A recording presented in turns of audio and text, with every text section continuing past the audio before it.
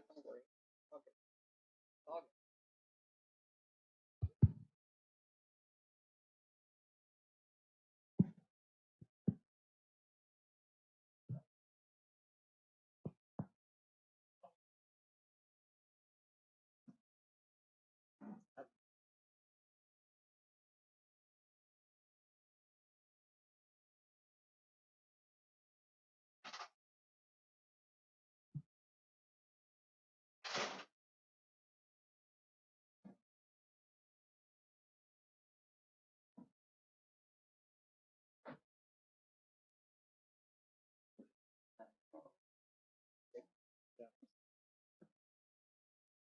Okay.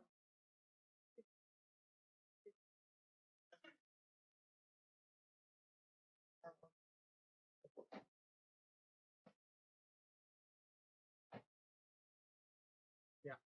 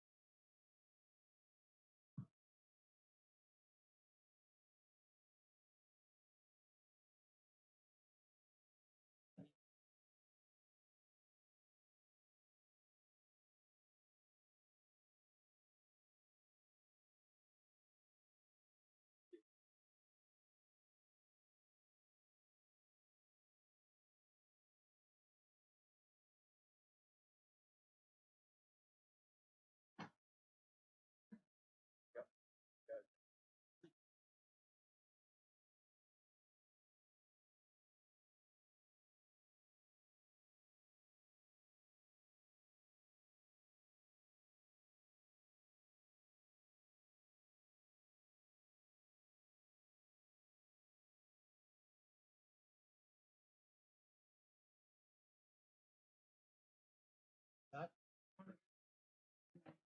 You're mayor, right? No, no. Oh, you're not. Administrator. Oh, you're the mayor. Closing in on 15 years. I was born in Wynyard. So we have to specify actually born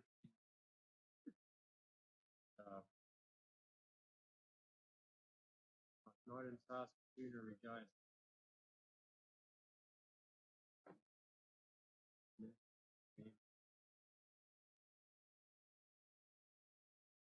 think they're off.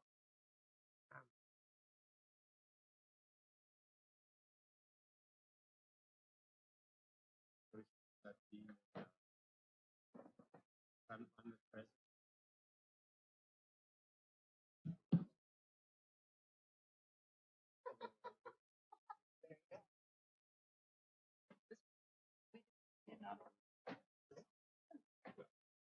And again, I say you have gentlemen beside you. That's good.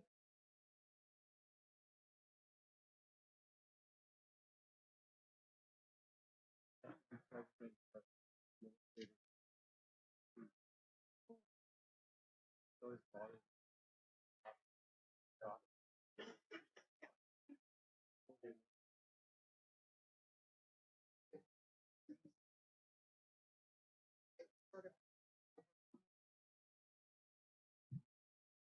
Yeah.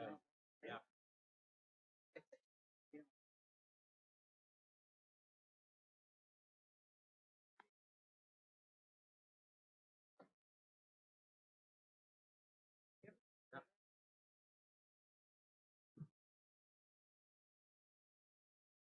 Afternoon, everyone. Welcome.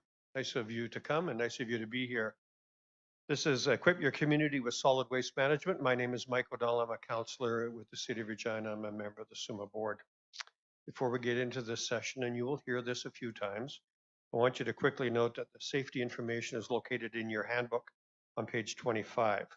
Please check that, have a look, make sure you're familiar with the building, and you know that by doing so, I'm asking you to be safe and for everybody around you to be safe.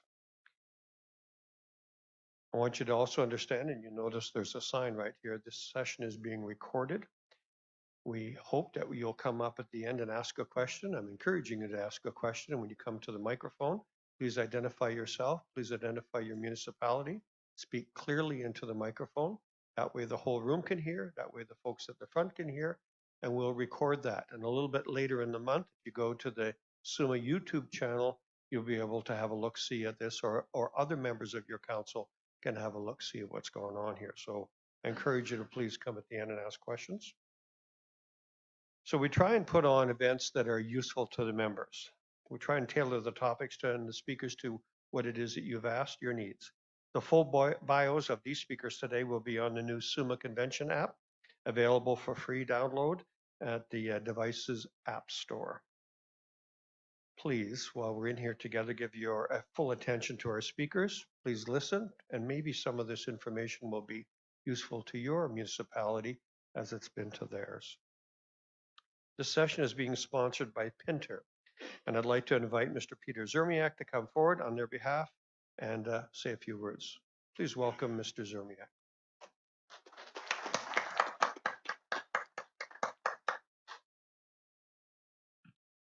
Thank you, Mike. Ladies and gentlemen, it's Pinter's great honor to have you here today. This is an exciting and timely set of presentations you're going to hear. I know that for us, Pinter is excited to learn what people in the province need, and there's no better way to stay abreast of it than to actually participate here with you. I had the privilege of hearing all the speakers earlier this afternoon. I know you'll enjoy their presentations immensely. And once again, thanks for coming.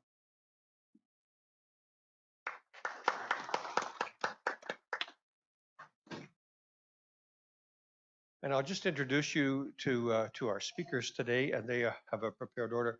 I want to point something out to you. I just happened to glance up at the screen when I came in, and I saw that the lady was speaking first. Now, she tells me that there must be 3 gentlemen beside her that determined that the lady should go first. Now, in my life, putting the lady first is important. Gentlemen, well done. I want to compliment you. Mayor Rennie Harper, Jason Chorneyko, Greg Kuntz, and Mayor Sean Checkley are our speakers. I'll turn the floor over to you. Go ahead.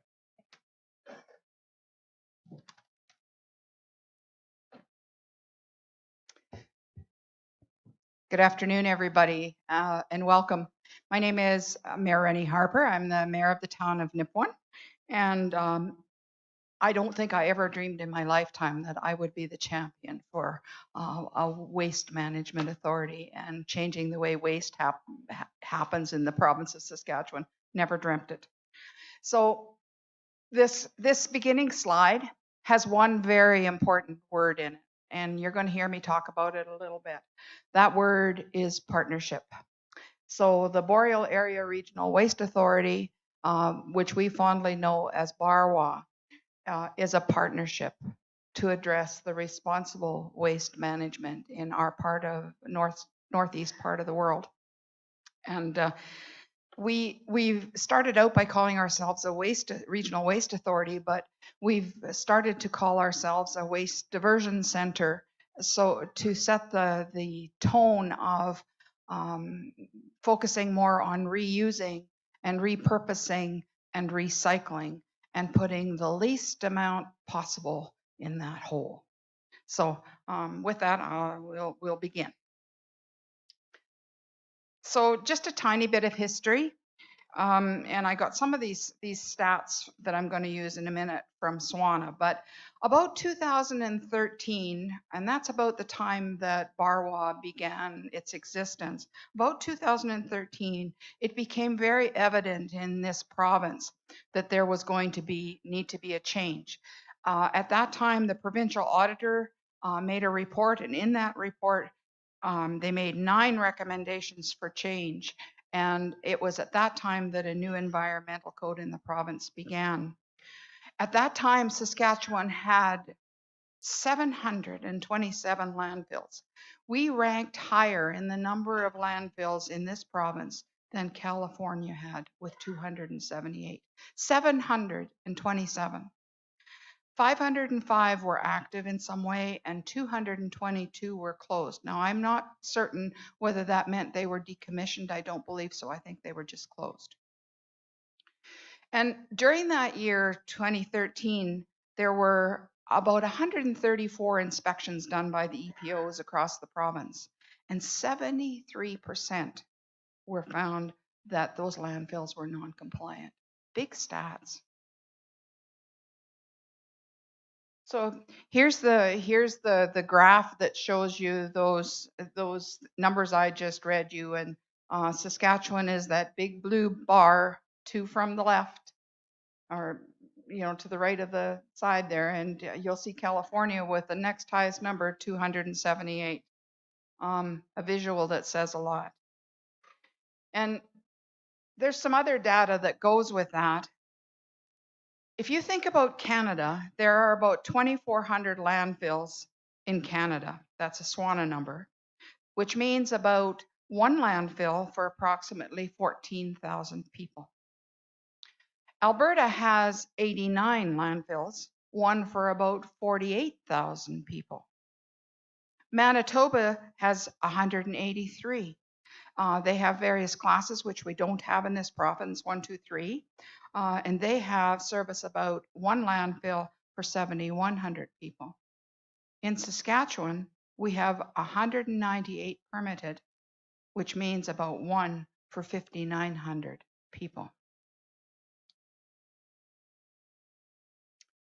So this is where we are located, the town of Nipawin and the Barwa business. And you can see that we're in the very top northeast corner. What's interesting to note here is that there are at least 4 landfill sites within a 100 kilometer radius of our Barwa. So lots of things going on around us. And don't forget, I'm talking about partnerships and encouraging you with partnerships. So how did we get here?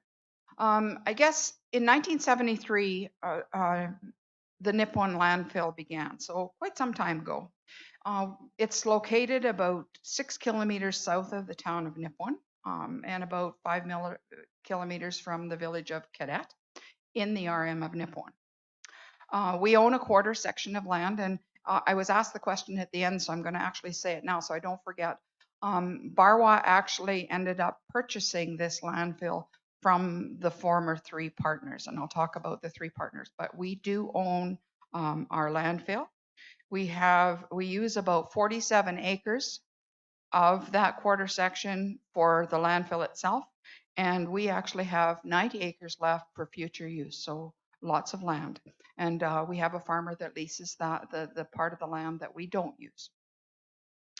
So it was co-owned originally by the town of Nipawin, the RM of Nipawin, the village of Cadet, and it was operated by the town of Nipawin. And over the years, and especially at the beginning, there were lots and lots of issues with burning. And those of you from across Saskatchewan will recognize that. I know that's happened in your landfills. And lots of issues with burning and a lot of complaints about all sorts of things. People not being able to sleep because of the smell of the garbage dump and all of those kinds of things. So burning is no longer permitted. So there was a need to find another way to divert the waste. So about 2004, the town of Nipawin began to implement things like curbside collection for solid waste, recycling, and residential compost. And this helped to some degree.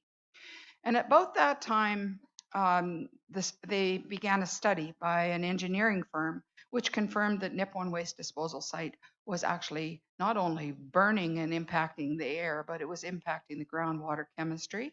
And it was recommended that the site be environmentally monitored before any kind of expansion could be considered. So that was kind of the first heads up. And then not long after that, some years, we had an EPO that came to our landfill site and said that the then permit would not expire, but in fact, they could shut us down today. And it was sort of like lights went on all over. Oh my goodness, what do we do without a landfill, right? And it was strongly that suggested, they suggest some things to us about recycling, and every affiliate member started to work somewhat towards some of that.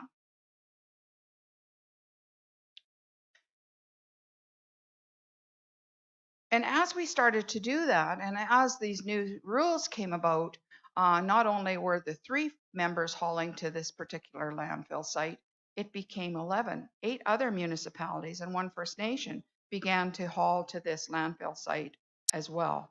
So there were 11 municipal bodies hauling to 1 landfill site. So, and that's about the time that the comment was made, well, we could shut you down. And so what they did, and I was not there, so this is history that I've gleaned. A contractor was hired to conduct a hydrogeological and geotechnical study at the site. MCDP was utilized to assist in developing a provincial business plan. So I am aware that there are resources out there that can help you and us in the province. We just have to figure out how to do that. And if you ever want to talk about how some of this happened, I'd be pleased to entertain your questions, to give you my card, and you can send us an email and we can connect. And the study resulted in the following recommendations. It needed environmental monitoring. It needed mandatory recycling in the region. It needed the installation of a line cell, and it needed a comprehensive leachate collection system.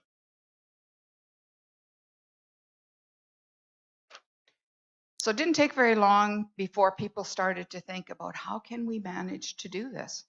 The 3 partners alone couldn't do that. So they began to talk about the benefits of working together, because what that would mean was that it would lower their capital, it would lower their operating and their maintenance costs for all of the affiliated members. So they began to have a conversation about that.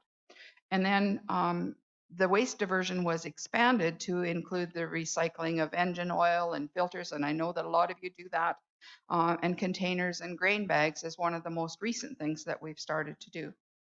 And then as now, we wish there was a provincial directive to ensure that household sharps, those hard yellow containers that are now showing up in our recycle and in our landfill, were required to be disposed of rather than disposed of in a landfill. So we started to have conversations about all of that.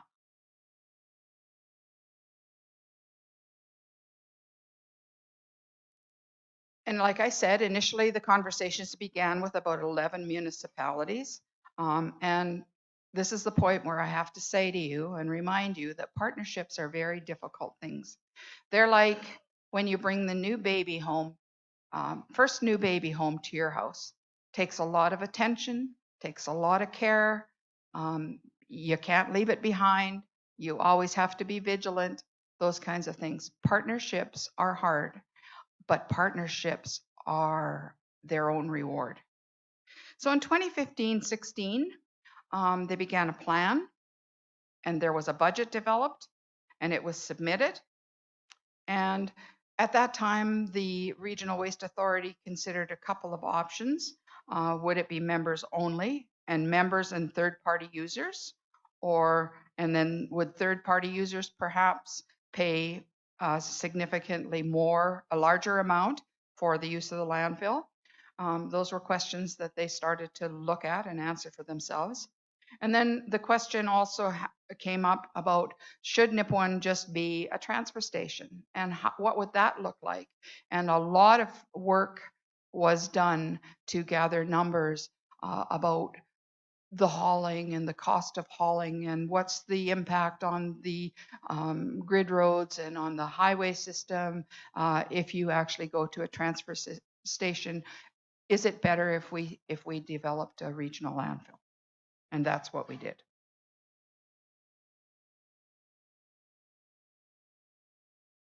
So right now, there are 6 partner municipalities.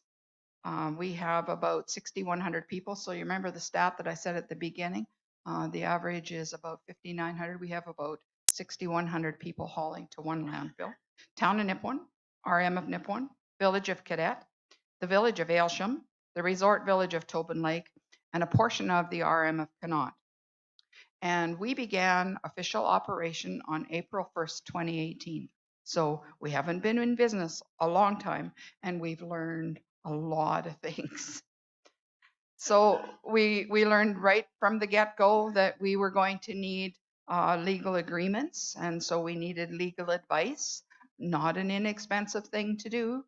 You're all aware of that. We needed to have somebody run the landfill when we first started, and what we determined was that we would do that by service agreement, and we arranged a service agreement with the town of Nipawin. And we have decided, we thought we were only going to do that very short term, but we have decided that it's better to do that on a little bit longer term as we try to flesh out this new business that we've created. So the town of Nipawin operates, where they supply the staff and those kinds of things until December 31st of 2019, at which time we'll decide whether or not how we change. We needed to transfer the permit. We needed to get the permit in the first place and approved and so on and so forth. And then we needed to transfer it. And it wasn't very long before we decided, well, you know, how are we all going to do this? We're counselors. There's 6 of us. How are we going to actually do the logistics of running a company? So we began by hiring a general manager. So we do have 1 employee, and that's worked out very well so far. It didn't take us very long before we realized that we were going to have to borrow some money. We didn't have enough money. We'd borrowed the money for the land, but it didn't take long before we figured out that maybe we needed to go from volume to weight and measuring of those things, and that we would probably need a scale. So we ended up buying a scale. We needed to fence. It wasn't long before we found out that the row of willows that was planted on 2 sides was not sufficient for us to be able to have the permit, and that we needed to actually fence the entire thing. So fencing was required. We thought we would start to invest in some revenue generation, and we bought a grain bag roller and those kinds of things so that we could actually take grain bags. And then we found out that we probably needed to have our own loader. And we made a bit of a, you know how you do the 2 steps forward and 3 steps back thing? Well, we bought a skid steer and found out that the staff really didn't think that that was adequate for running in the landfill. So now we have this piece of equipment, and we're debating about what we should do to change that. So those kinds of things happen. And we've recognized that we probably need a new building before very long, and that our general manager needs to be housed at the site. So in case you ever thought that a landfill couldn't be beautiful, I stuck this slide in here. This was about 3 weeks ago when we had all the hoarfrost. And I'll say that it has some of the smoothest snowmobile riding around it that you'd ever want to see. And so here is the Barwa at the entrance. Of course, we had to replace the gate. We had to put up signage. We replaced the fencing, but that's the entrance. And this is the landfill site. At the farthest top right-hand corner is where the old landfills used to be. And what you see the corner of there on the left-hand side is a piece of the line cell. It wasn't in operation yet. It was just being started. And this is the leachate pond that you see. See the liner, and you see that this is later on in the year, so we've already had to use this.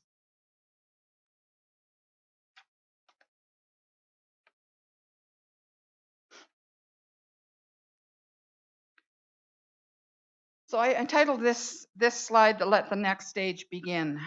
To meet future needs and work to ensuring regulatory requirements, some Saskatchewan municipalities like ours are forming regional land waste management partnerships. And I'm here to tell you that you can do that too. But it doesn't go without work, and it doesn't go without TLC. but partnerships are a reward of their own. Responsibility is delegated to a legally formed authority which operates one central facility, and we began charging at the gate, which took a lot of education that hadn't been done before. Barwa is a legal entity. We call ourselves para-municipal because we're comprised of 8 municipal partners. We're governed by a board comprised of 6 voting representatives from the members of the council.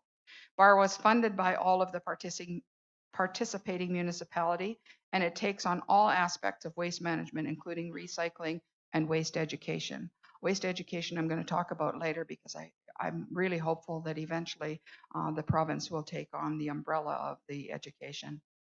Currently, Barwa uses a service agreement, like I said, to have the staff of the town of Nipawin operate the site, and that'll happen until January 1st of 2020. So, as with all good things, it doesn't go without a challenge, many challenges actually. One of the first when you have a new company, and some of you will know this, is cash flow. We thought this was all going to just sort of take care of itself. It did before, but cash flow is an issue. Employee recruitment is an issue that's raised its head, especially when we're using employees from a unionized partner. So we will face some things as that progresses. The fact that we need to have more piezometer testing further and further from the site, that's already been told to us, which will mean that we will be negotiating ourselves with landowners, and not everybody wants testing sites on their property. So we foresee that there will be some challenges there. Finding someone to farm the land. We happen to have somebody that does that right now, but we are a landlord. We are trying to expand our partnerships. The Sharps issue continues for lots of residents, and I believe that there's a provincial initiative that's needed in regard to that.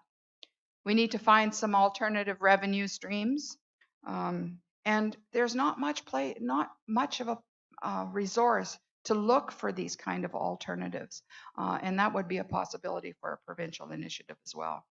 And technology is forever changing. You all know that. Sometimes for the good, and most of the time for the good, but not always. So you need to keep up with all of that with this new company. And of course, this new company needs equipment, and sometimes you don't make the right decision.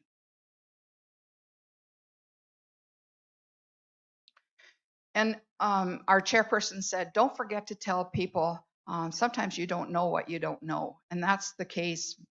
That's the case here. There were a lot of things that we didn't know. Cash flow was one. The fact is that you need to stay compliant, and things continue to change, so you need to keep yourself up with that. We already know we need to add many more piezometers, as I said, and farmers may not want to do that. One of the big challenges will be the changes in council. I was not among the councillors that began this conversation about Barwa. I'm here now. Chances are that there will be somebody else into the future, and it means relearning and making sure that you track the history of how you're putting this thing together so that people into the future will know what it's all about. Ensuring constant and consistent communication with current memberships on council, and we found that that was one of the things. You have 6 partners. How do you make sure all of those 6 partners know the same kinds of things? And we figured out ways to be able to share our minutes, and we have regular conversation item on our agendas or during our roundtables, those kinds of things. The engineering costs, and talked about that a little bit this morning. Engineering something that you need at every phase, everything. And engineering costs are very astronomical, and you can't do without it. So you need to recognize that it's a fact. There's no training for landfill operators. It's something that they've learned by doing, and we could all benefit from training. And the need for provincial standards and consistent guidelines. It's raised often. And as part of that, when I'm speaking of that, I had the good fortune to be appointed to a provincial solid waste advisory. I'm one of 6 people that was appointed to this advisory, and you may well have heard about it because we did workshop or consultations across the province over the last about 6 months to try to obtain input from all the municipalities that we could manage. And we actually had 71 municipalities, different municipalities participate in these workshops. And if you have anything that you'd like to bring forward and you'd like me to take forward, come and see me afterwards. I'd be happy to take your ideas or your messages as well.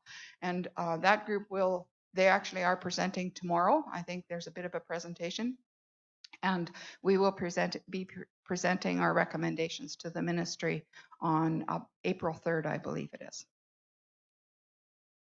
So there are a few more challenges.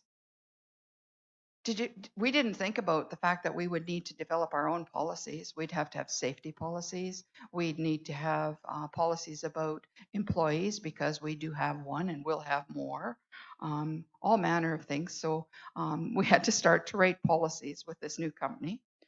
We probably needed an accountant and a bookkeeper. I'm the secretary treasurer and have been managing so far, but it's not really something I signed on for either. There's a huge amount of time spent researching, and I've mentioned this already, because there's not one specific site to be able to go to. And it would be helpful to have some more information about recycling and things like opportunities. Enough about that. So what's in the future? So I think that change is required provincially if we're going to reduce our landfill footprint. 500 or 700 is too many.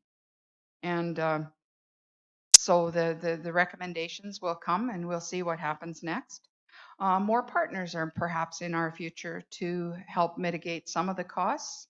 And one of the most important things, I think, is education and the need for educational materials for all of our ratepayers, all of the people in our communities.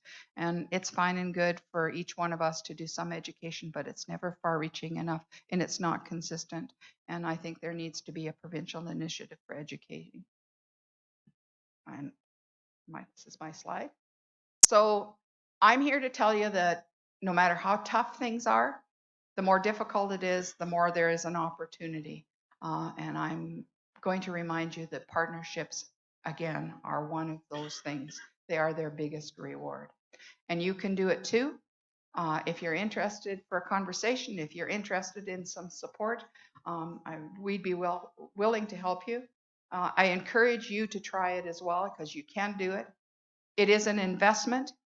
It does take time. It takes lots of energy. But partnerships are, I believe, the way of the future. And together we can build a greener future for those little guys on the left. Thank you very much.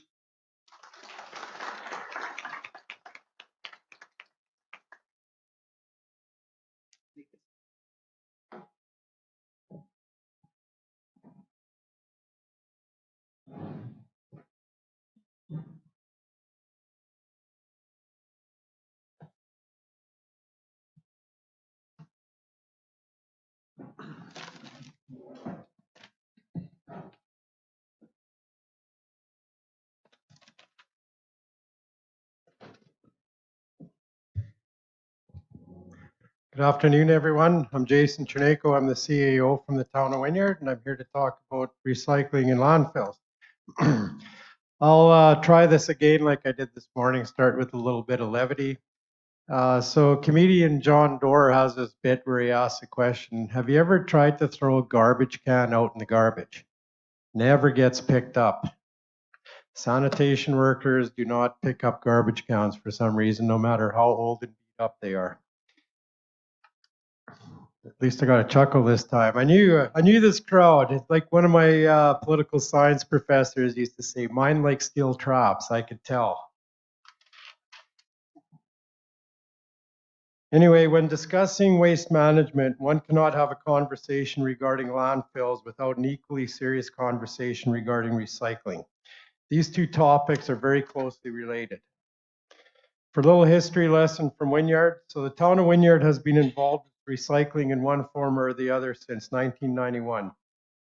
I looked in our history book, and June 1st, 1991 was the official opening of the Wynyard Recycling Center which was a result of a dedicated group of local citizens who formed the Wynyard Environmental Club.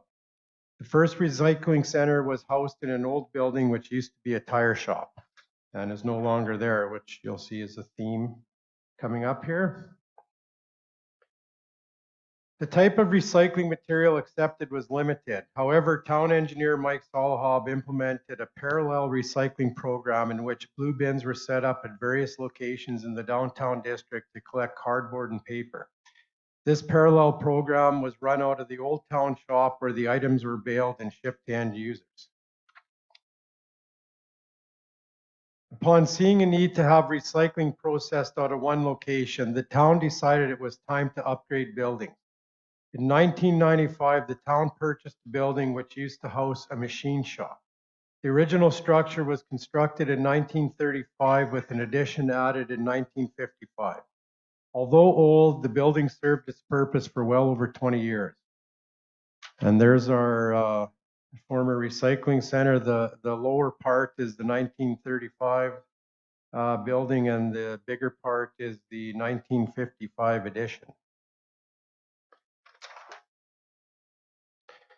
And prior to the town implementing a recycling program, in 1988, Sarcan had set up operations in Wynyard. Sarcan operations were run out of various buildings, mostly privately owned, for a number of years. The constant moving of operations was not sustainable, so Sarcan moved into the town's recycling center when the aforementioned building was purchased in 1995. Sarcan used to be in the really old part, and the town's recycling was in the newer 1955 portion. Sarcan operated from the recycle center for over 10 years. However, due to the age and condition of the building, along with the difficulty in loading their trailers, Sarcan approached the town in 2005 with a request to find another facility for them. In 2006, the town purchased a building in which Sarcan would operate. This building is one in which the original structure was constructed in 1936 with a cinder block addition added in 1979. So Sarcan remodeled the building and added a scissor lift for loading trailers. So there's the big 1 year newer than the previous building, 1936. But again, this building is still standing, but it's set for demolition as the building next door to it, the owner has bought it and is going to expand his business. So this building served its purpose for well over 10 years. However, as the number of items which Sarcan would accept increased, the limitations of the building surfaced. In 2014, Sarcan again approached the town regarding the need for a newer modern facility. It was also around this time that the Ministry of Environment started issuing press releases regarding future changes to landfill regulations. Although the implementation of the landfill regulations was supposed to be smooth and occur over a 5-year period, and many of us know that this did not occur, Wynyard's Town Council saw the writing on the wall and decided that one of our Building Canada Fund applications should be for a comprehensive recycling center which would satisfy the needs of both the town and Sarcan. And Sarcan was heavily involved in the design of this building. And at this time, I'd like to mention that when applying for Building Canada funds, you never know. The Sarcan was actually, or the recycling center was actually a throw-in building. I submitted that application, I think 1 or 2 days before the deadline, because I had to wait for the engineer to text me square footage cost numbers while he was on the beach in Hawaii. So although the town had run a recycling program for years and diverted hundreds of tons of items from the landfill, for whatever reason, we did not recycle everything, and most notably plastic. The belief was that an expanded recycling facility would give us the space and equipment to expand our recycling program to include plastics. And as I said this morning, that always was a bone of contention with me, that we never did recycle plastics in Wynyard, and I'm glad that we're able to do that now. When we sent in our 2 applications to the BCF program, the recycling center proposal, as I mentioned earlier, was our second choice. Our first choice was to replace our approximately 7,000 feet of cast iron water main still used in our distribution system. The Building Canada Fund Committee decided that solid waste management was a priority and approved the recycling center grant, and therefore council decided to proceed with the project. So after we got past the point of no return, the Ministry of Environment drew a line in the sand, and our environmental protection officer closed down our landfill and authorized us to operate it as a transfer station. And my question was, where did the 5-year implementation period go? So anyway, with costs surpassing $500,000 for phase 1 of constructing a new landfill, council saw the importance of diverting all possible materials from the landfill. So the actual cost of the landfill, taking into account site assessments and other studies, was closer to $600,000. So council did discuss joining one of the 3 regional landfills within 70 to 100 kilometers from Wynyard.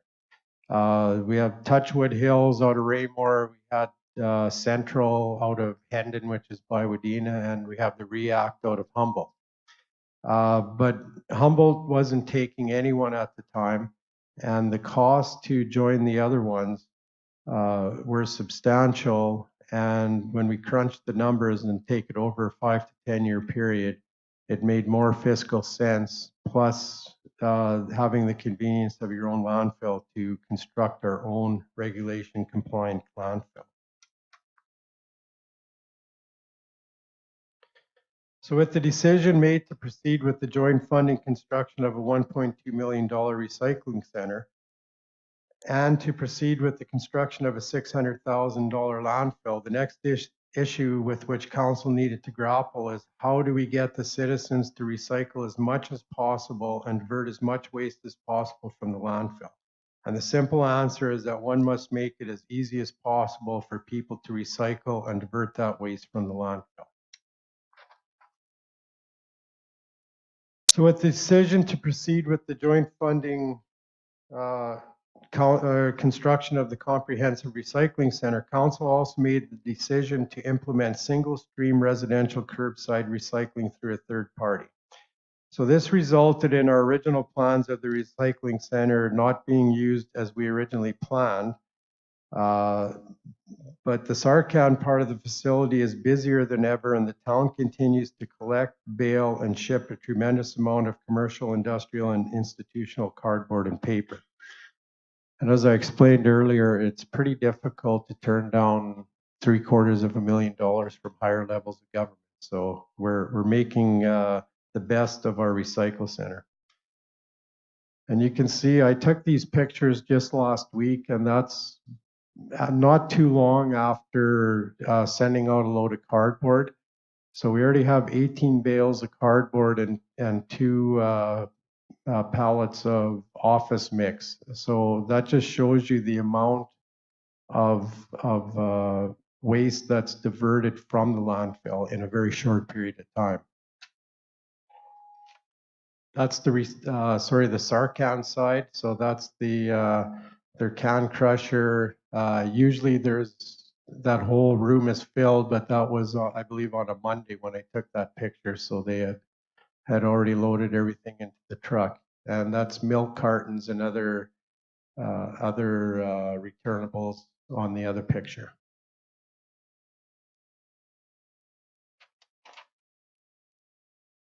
So one bone of contention that I've experienced, and that's besides the lack of the promised 5-year implementation period for compliance with landfills, is the lack of buy-in from our neighboring municipalities, which is the RMs. I was explaining earlier to Mayor Rennie here that I'm very envious when I hear stories like the Nipawin story, where how difficult it is to get 6 municipalities to work together with the potential for more. And I related the story, SUMA Central Regional meeting, I want to say about 10 years ago, and I can't remember, it was either Kipling or Kyle that was highlighted as a place where they have very good cooperation on a regional basis, cost sharing everything from waste management right to recreation facilities. So that's always something that we try to do. My council extended the olive branch to the 3 neighboring RMs. One was interested, one was on the fence and decided to go on their own, and one was an outright rejection, stating that it was not their responsibility. So as I say, it's fairly difficult to have regional cooperation without the cooperation part. And it's worth noting here too that we actually get along very well with our neighboring RMs or municipalities. The exception is when we ask for cost sharing. So I don't know, that might be the that might be the big thing there. There is a happy ending though. The town of Wynyard now has a fully compliant and much appreciated landfill, complemented by an extremely well-used comprehensive recycling center, which includes the town's own recycling program, Sarcan, and the Sark Used Oil Eco Center. The town of Wynyard's waste management program is something which instills pride in our citizens and is a shining example of something which gives the town a hometown advantage. And one other thing here that I forgot to mention in the first, this is the part, Mayor Rennie, that I lost my train of thought and I couldn't remember. But the one silver lining out of as annoying as the Ministry of Environment, and it's not their regulations, it's their lack of regulations, I guess. We could never get our EPO to sign off on anything because everything changed all the time. But the one silver lining in this is it was a huge education opportunity for us to give to our citizens. It's just like turning on the tap. Everyone just takes it for granted. But when the landfill was closed down and it was taken away, it really opened up everyone's eyes to the true cost of waste management in municipalities. So this is our new recycle center. That's a wide angle shot. You can see the loading dock with the Sarcan side on the left, and that's the town's recycling side on the right. We couldn't have a shared storage area. It has to do with liability with Sarcan. And anyway, that's just a closer look at the Sarcan entrance and the town's entrance. And that's my presentation.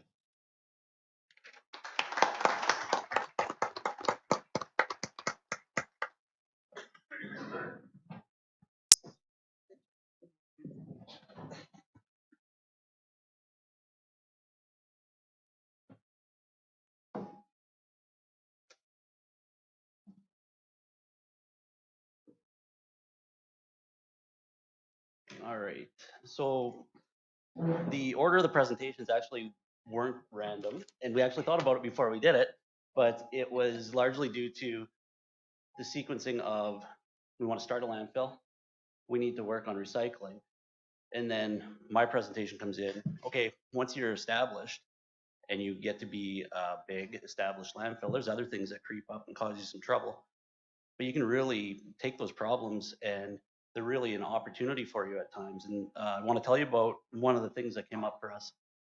About 2 years ago, we completed the construction of our landfill gas to energy system at the City of Regina landfill. I'm going to give you a bit of a brief overview. This presentation usually takes me about an hour to go through, so I've condensed it down. If there's any questions after, obviously feel free to ask me. So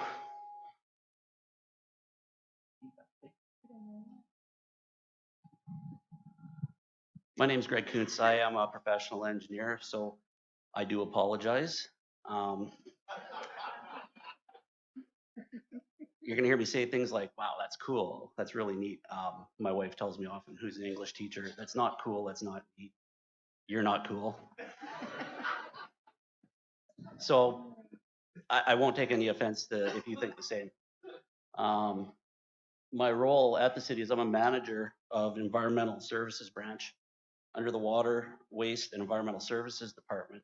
So generally what that means is anything garbage or waste or sewer related, that's my baby. I deal with quality issues and quantity issues of these things. Needless to say, I'm not allowed to discuss work at the supper table. So there's a picture of our landfill from a hot air balloon, if you can believe it. One of our consultants, yes, we're all engineers are nerds. We go on hot air balloon rides over the landfill. This was during our latest expansion. It's there to give you a sense of the size of our landfill. This landfill started in 1961, I believe, was the first load delivered to this landfill. We accept in the range of 200,000 tons of municipal waste every year into this active area. What you don't see north is we actually accept another 600,000 tons of concrete and asphalt that we recycle. But it's a big place. It takes in a lot of stuff. Right now, that hill you see there, it's holding about 10 million cubic meters of material, garbage and dirt and whatnot. It's I'm proud of it. It's the biggest landfill in the province. Others see that as not such a great thing, but I get to work on the biggest landfill in the province. So, you know, Sherry Prasky's laughing back there because she knows what a landfill geek I am. So a little bit about landfill gas before we get too far into it. What is landfill gas? Well, first of all, it's really smelly. It's gross stuff. First time I smelled it, I almost threw up on my shoes, but now I don't, it doesn't even faze me. But it's essentially gas generated in a landfill from rotting garbage. Now, if you rot garbage or anything organic in the absence of oxygen, you generate methane. As opposed to if you had air, it wouldn't generate this methane. It wouldn't generate this explosive gas. Now, this methane is generally thought of as a problem, but we turned it into an opportunity. Now, a little bit about our gas. We're very dry. Saskatchewan's very dry. We have a less aggressive, is how I like to put it, gas generation rate. But what that does is gives us extended production time, and it makes it a lot more predictable, so we can more accurately predict how to use that gas for a useful purpose. So you might be asking, well, how do you get the gas out of the landfill? Well, we have 27 vertical collection wells right now. It covers about a third of our landfill, maybe a little bit less. Each one is a well, which I'll show you a picture of later, that is installed vertically into the landfill. It's like a piezometer, except it's not intended to intercept water or leachate or whatnot. It intercepts gas, and we collect it. We've got a couple header systems in there. Everything in that system is plastic, HDPE or PVC or stainless steel. The gas we pull out is so corrosive that if you put something like regular iron in there, it would be corroded down in no time at all. Last test we took, I think the pH was around a 2 on that stuff. So it's not very nice stuff. Another important factor is we are in Saskatchewan, and today's a great day to emphasize this. It gets cold outside. There's a lot of liquid in this gas as we pull it out, so we have to have all of our system underground, whereas if you're in California, they've got it all above ground. It's great. They can access their system. We have to bury it. It becomes a bit of a pain, but we have to do it. Otherwise, the whole system freezes up on us. And we use blowers at the bottom of the hill to suck on the hill. We put a very gentle pressure on the hill from the inside that sucks the gas in and keeps it from escaping the landfill itself or building up in explosive pockets in the landfill. Our estimate, based on some fancy math my PhD engineer did for me, is we have about 50 years of gas in there, just with generation rates and whatnot, 50 years of useful life on the gas. So we could run these types of systems for 50 years without problem. So the wells I was telling you about, just to give you a quick bit of an idea, like I said, they're vertical, they go down into the landfill, they're 15 meters deep. The fact that we can put a 15-meter deep well into a landfill without hitting bottom tells you it's a pretty big landfill again. And we just installed a brand new header system in there. We can individually control the flow out of every well with a dial, a gauge, and we can tell what the pressures are on it. So we can really dial in how we pull gas out of the system. The flare, the old technology that was out there was built in 2007-ish. There's an associated building with a blower that pulls, like I said, not regulated. No, that was at the time of the flare. It wasn't regulated back then. Landfill gas was something that was, I'm not going to say new, but largely ignored in this part of the world. But we really wanted to put something in because it's not just environmental risk, but explosion risk, reducing odors at the landfill, things along that line. Plus, it was the right thing to do. And the other thing is, We like to jump out ahead of the regulator sometimes. If we wouldn't have done this, they probably would have made us do it. So it didn't hurt to do it. So why a flare, people ask.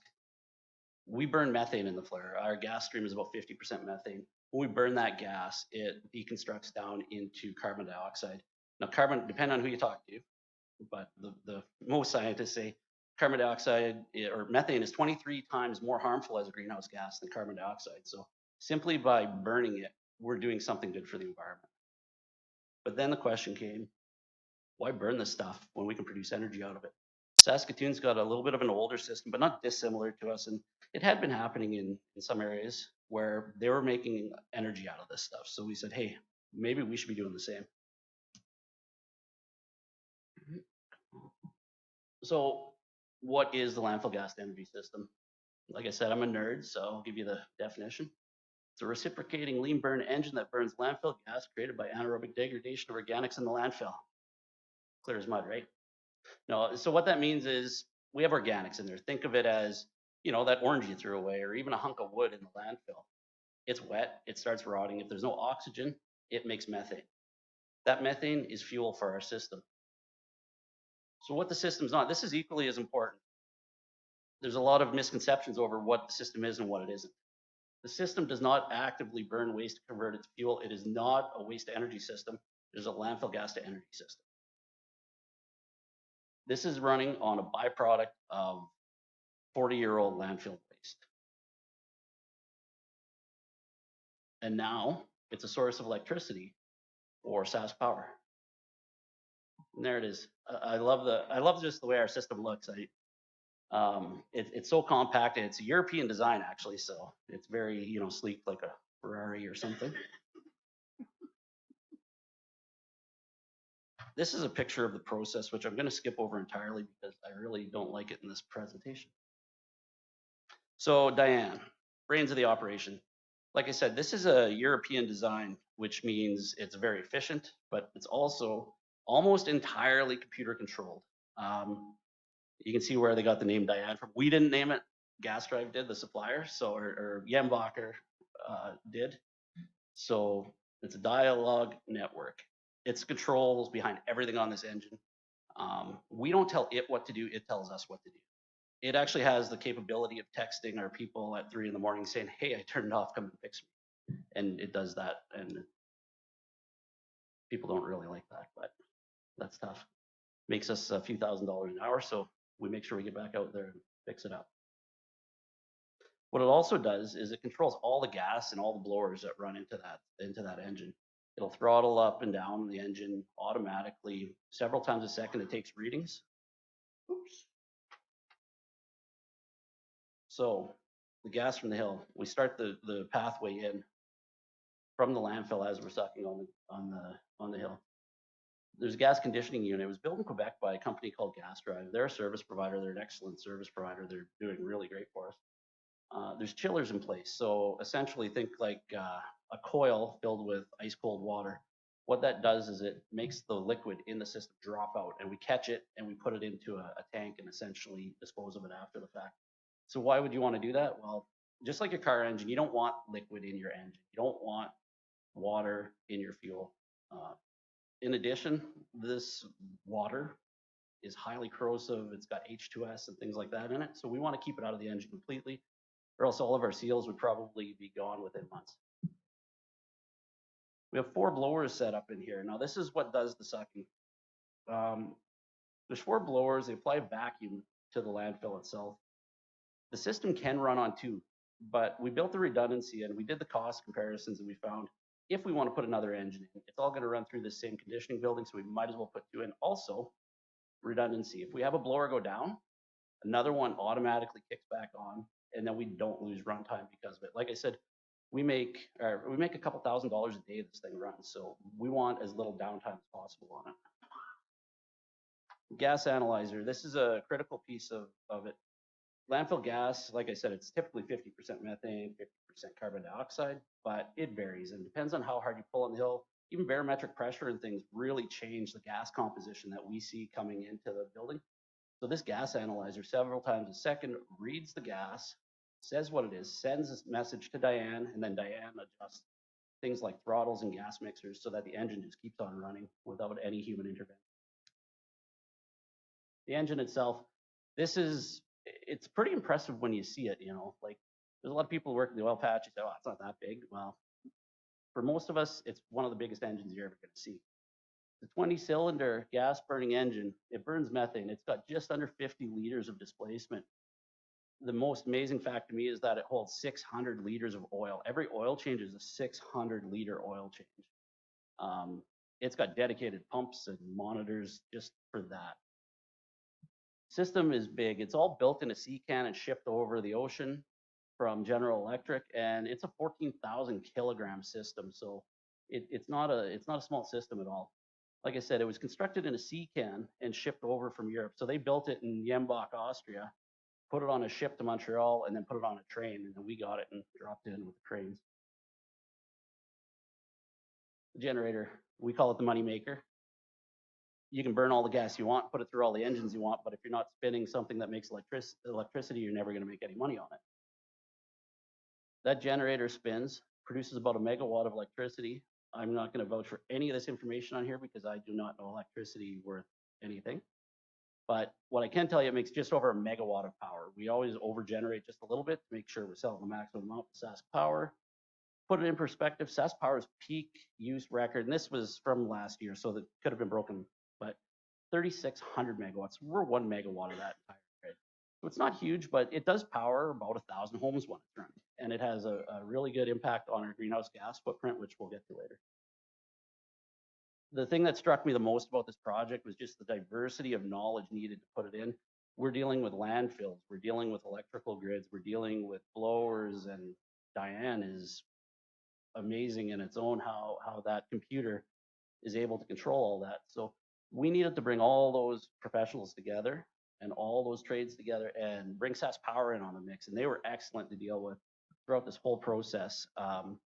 Just helping us along, helping us understand. Now that we're operating full time, they're a really great partner to work with. And we see this partnership getting better every day and going well into the future. So the numbers, so we anticipate about an 80% runtime on the engine itself. It's got things like oil changes need to be done. It does go down in really hot or really cold days. The electrical generation on Sask Power pushes back so hard against our engine that it actually trips our engine, and it does that to protect it so it doesn't burn out any parts in it. So we do see things like that happen, but 80% runtime is our rule of thumb we're really shooting for. We've seen below, we've seen above, but if we can get 80% in a year, we're happy. It's a 20-year contract, and over that 20 years, when you average it out, we see about $1 million of revenue for the city of Regina, which is fantastic.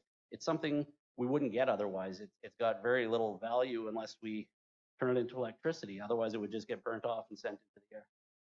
Full capital cost was pretty much right on $5 million for the installation and supply of this unit.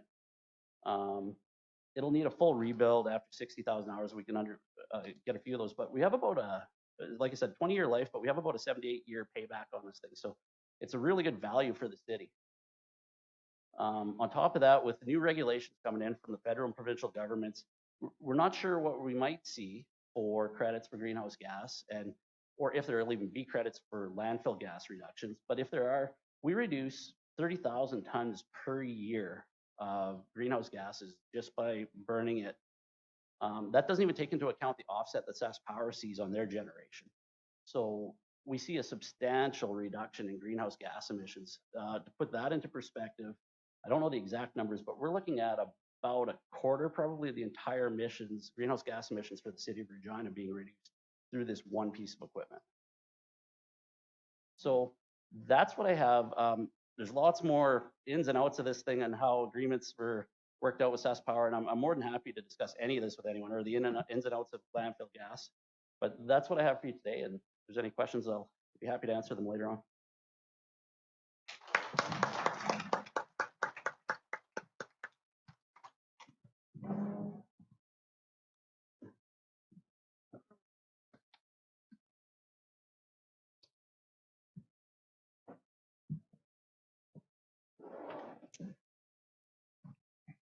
Thanks everyone for attending. My name is Sean Checkley. I'm the mayor of the village of Fox Valley, and I'd like to thank SUMA for inviting our group here to present on behalf of the Southwest Incinerator Project. Just a little background about the incinerator. Currently, we have 38 municipalities that are fiscally committed and involved in this committee. We have pretty much a 50-50 split between urban and rural, and that being, we have representation from SARM and SUMA. Myself and Nariv from Piapod, John Wagner, serve as the executive for this board.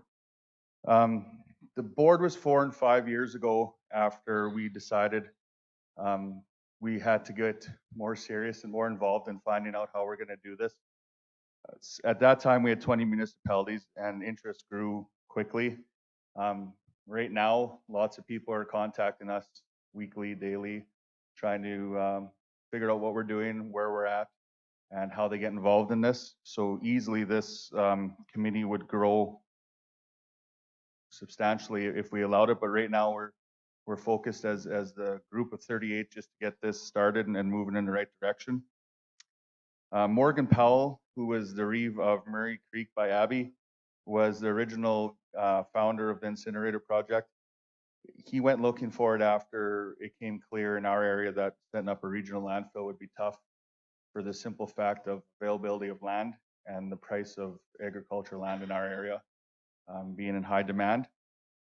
So he found this incinerator in Albany, Georgia. It's manufactured by Eco Concepts. So here's some information on the incinerator. It costs right now about $46,350 Canadian. The size of it is 12 feet by 10 feet wide. It weighs approximately 14,500 pounds. The operating load chamber is 7 feet by 4 feet, and it burns 4.1 or 4.15 cubic yards of burn volume, so of garbage. Burns garbage at about 300 pounds per hour. You can run the unit off either propane, diesel, or natural gas. Currently, the incinerator in Fox Eye is running off natural gas.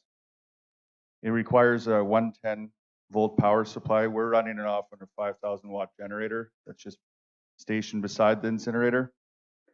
The burners on the unit burn the primary burner. So the bottom burner burns at 704 degrees Celsius, so about 1,300 degrees Fahrenheit. The afterburner burns at about 1,800 degrees Fahrenheit, 982 degrees Celsius. And Eco Concepts have had this incinerator in use for about 10 years, and they've never had to replace internal material in this unit. Burn length is controlled by timers for your desired adjustable burn. Right now, we're at about 3 hours burn time. In May of 2017, the Southwest Incinerator Committee began emissions testing down in Georgia with the laboratory called AIR. The initial air quality test failed Canadian regulations, and the manufacturer determined the garbage was burning too fast through the incinerator. The manufacturer redesigned the second stage burner by lengthening it and relocating the stack, and in order to slow down the smoke through the afterburner. With the shared cost between the Southwest Incinerator Project and the manufacturer, the incinerator was tested again. This time we thought we passed with 2 out of 3 burns. But at the time when we went down to Georgia and initiated the test, the standards that we were testing against were the old standards. They had apparently changed. So we did not pass current standards. So to date, the Southwest Incinerator Committee has $75,000 spent in testing. This is all municipal tax dollars with no funding from provincial or federal government. After the second test and missing the target of 1 out of 3 burns, we needed to do something different. And at this point, we had minimal dialogue with the ministry. And I'll just introduce him now because he was kind enough to come and help me if there's any questions on behalf of the ministry. Is Ash Olson, who's the executive director and kind of the guy put in charge of answering our questions for this. So thanks for coming, Ash. But it was crucial at that time that we needed cooperation from the ministry and work directly with them. That way we weren't spending money we didn't need, and we weren't asking questions after the fact of why this is changing. We also knew that we had to spearhead this ourselves. So with the help of our local MLA, John and myself met with the Minister of Environment. We wanted to propose the incinerator coming to Canada and coming to Fox Valley so we can control the material that's going in it, and we can understand how they were testing and what was being tested in it. So there's where we proposed a pilot project for the Southwest Incinerator Group. Engineering was the topic of the meeting, and I used to work in the oil and gas field. We used to get summer students that would come out and they'd be very excited about the rocket they're building for NASA.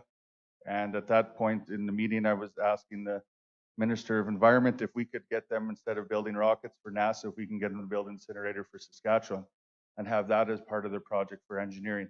That is still hopefully going to happen if we can get that agreement working forward, but it would be something that we could build with a homemade Saskatchewan solution. The Southwest Incinerator Committee thought it was very important, as I said, for the incinerator to be on site, because down in Georgia, some of the tests they were doing, they were taking all styrofoam product and putting it into an incinerator and using that as a test material. Well, that's going to skew your dioxins and furans, and it doesn't really represent exactly what we have burning in our community.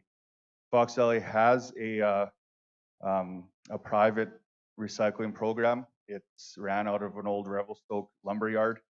A private individual in the community bought 2 balers out of Zellers from Medicine Hat when they shut down, and he operates that for us, and it's a profitable business for him as well as us.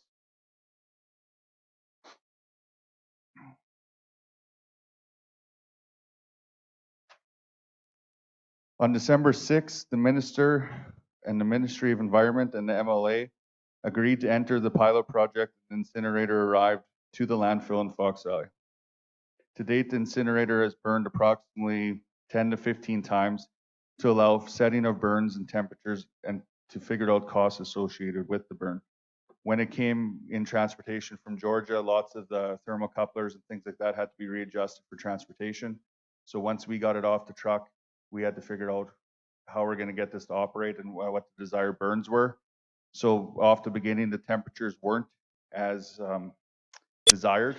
So the burn cycles and that weren't accurately represented as we are currently now.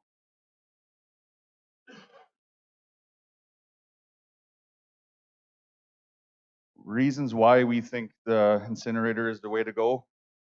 Cost effective versus hauling. If we were to haul to a regional site, we'd be hauling to Kinnersley, which would be across the South Saskatchewan River, or to be hauling to Swift Current or Medicine Hat. Swift Current's 2 hours away and Medicine Hat's out of province.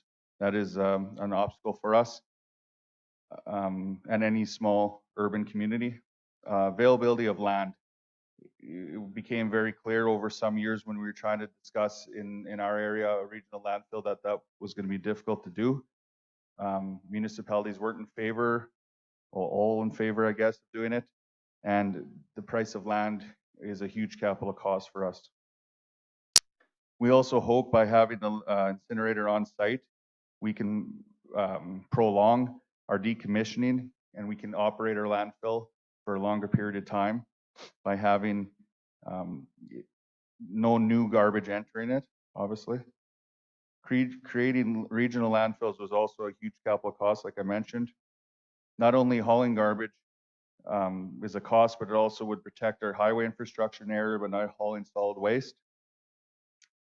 Not having to deal with not having the future generations dealing with buried waste. As you see in the new designs, you have to line your landfills. That's for leakage into water systems or into groundwater. Europe has recently started digging up their garbages from their regional landfill because they had water becoming contaminated over the years. So we thought rather than go backwards, we try to be ahead of it. Going forward, we need to continue to work with the ministry. We need to keep the lines of communication open. That is obviously very vital to this pilot project. Future emissions testing to meet regulations. Unfortunately, at -35, dioxins and furans tests probably aren't going to go very well. We need to analyze the cost effectiveness for small urban and rural municipalities. during or in the pilot project, we're allowed X amount of operational burns for setting and for this cost-effective analysis, so that we know that maybe this isn't the way to go or it is the way to go. We're confident it is. If anyone has any questions, I'd be happy to ask them. That's their presentation. Thank you.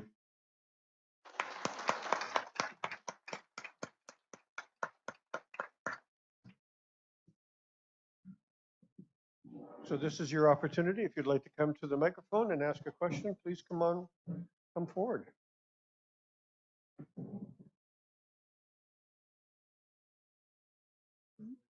And when you do, if you don't mind, your name, your municipality, and go ahead. Hello. My name is Corey Hardcastle, and I'm from the northern village of Orange. And we're going through regionalization, much like Nipawin. And so we've been, watching what you guys have been doing, and studying and sending people over there as well. And so we're trying to use that model to regionalize our area as well. I have tons of questions, but I'll try to keep it really short because, I wish I could spend an hour asking questions actually, because a lot of it is I don't know. But basically, one of the biggest ones now is land farms, and it's costing us a lot of money to look into getting a land farm. It's upwards of $500,000, $600,000, and it's a good service to offer. I understand, but obviously we're looking at it maybe like as an economic opportunity as well to help pay. But at that price, is it worth it to?